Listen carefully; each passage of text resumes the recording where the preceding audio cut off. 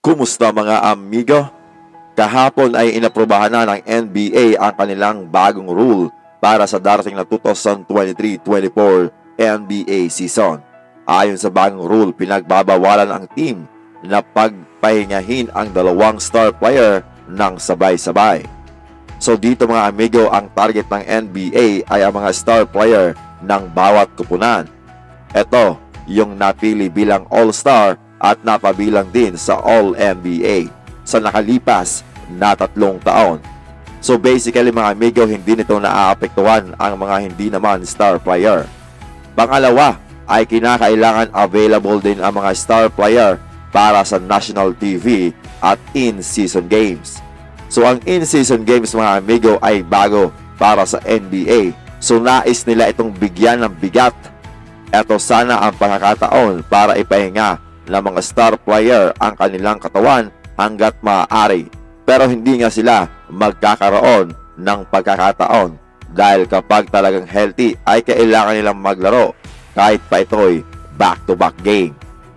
Pangatlo ay kailangan din i-maintain ng teams ang balanse sa laro ng kanilang mga star player para sa kanilang home games at road games.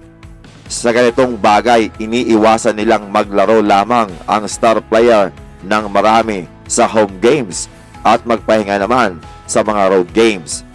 Or vice versa, hindi rin pwedeng magpahinga ang star player sa mga home games matapos ang mahabang road games. Pang-apat, hindi rin pwedeng pagpahingahin o i-shutdown ang kanilang star player kapag out na sila sa playoff contention o kaya i-shutdown ng star player dahil sa nagtatanking sila. Kapag ganito ang ginawa ng team, sasailalim sila sa masusing investigasyon ng NBA.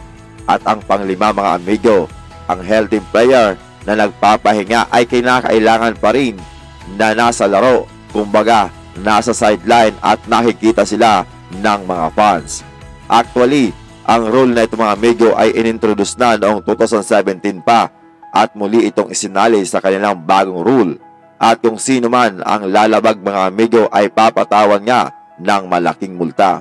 So kikita na naman dito ang NBA mga amigo, kaya dapat sumunod ang mga team.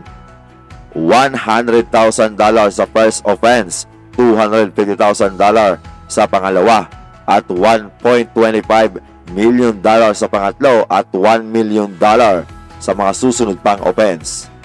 So sino ba dito mga amigo ang maaapektuhan?